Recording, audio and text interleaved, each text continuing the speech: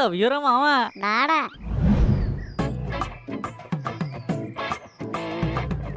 మహేష్ గారు ఏంటి ఇక్కడికి వచ్చాడు? ఏంట్రా మహేష్, నువ్వేంటి ఇక్కడ? మీ నాన్నగారు ఏమైనా పంపించారా? లేదు, మీ బాబు పంపించాడు. ఆ?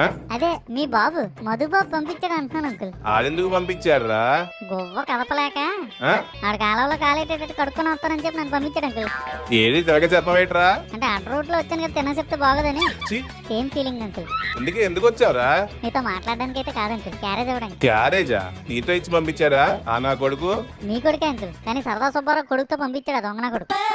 ఆడిస్తే నువ్వెందుకు వచ్చావురా? మీరు అలా క్వశ్చన్లు అడుగుతారని తెలియక క్యారెట్ తెస్తే కప్పు ఓపెన్ చేసి తినకుండా ఏడంకులే క్వశ్చన్లే. మీరు సెలవిస్తే నేను ఇంకెళ్తాను. ఎల్లుగానే గాని ఒక నిమిషం ఆగరా. ఇప్పుడు అమ్మ పావుగంట బుర్ర తినేస్తాడు. చెప్పండి అంకుల్. అరే మహేష్, మీ నాన్నగారు సరదా సుబ్బారావు గారు ఎంత సరదాగా ఉంటారా? నేను కూడా సరదాగానే ఉంటాను కదా అంకుల్. చాలా పద్ధతిగా సరదాగా ఉంటారా?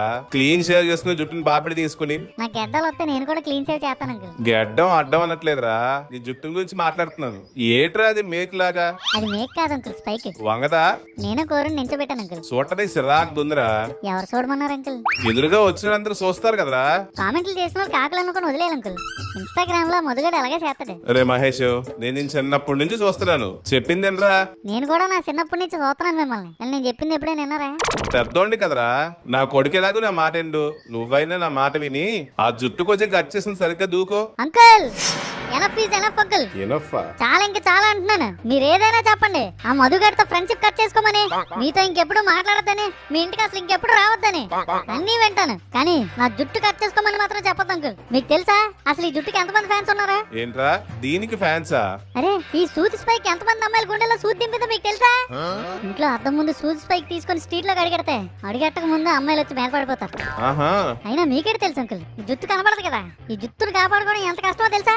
క్రీములు, కండిషనర్లు, షాంపూలు, సొల్యూషన్లు ఎన్ని రాసినా ఒక్క ఇంటికి ఊడిపోతే చాలు అంకుల్. అయ్యో ఏడుకొండలు వాడే ఎందుకు ఇంత కష్టం ఇచ్చామని ఏడుస్తాం. ఆ కష్టం పగవాడికి కూడా రాకూడదు అనుకుంటాం, గానీ నాతో పాటు ఆడికి కూడా ఊడిపోవాలని కోరుకో అంకుల్. రే ఇంకేం వద్దు అంకుల్. జుట్టు లేని వాళ్ళకి జుట్టు ఉన్నాడు అంటే జలసి. మీరు ఇంకా క్యారేజ్ ఓపెన్ చేసి రుచి చూసి ఆ దొండకాయ కూర ఎలాగుందో చెప్పండి. చేసింది ఆ మధుగడట. వెళ్ళొస్తాను, బాయ్. జుట్టు కట్ చేసుకోమన్నందుకు జాంబీలా మాట్లాడి వెళ్ళిపోతారేంటి? క్యారేజ్ బాక్స్ డెలివరీ అయిపోయింది. 4 స్టార్ రేటింగ్ ఇద్దాం.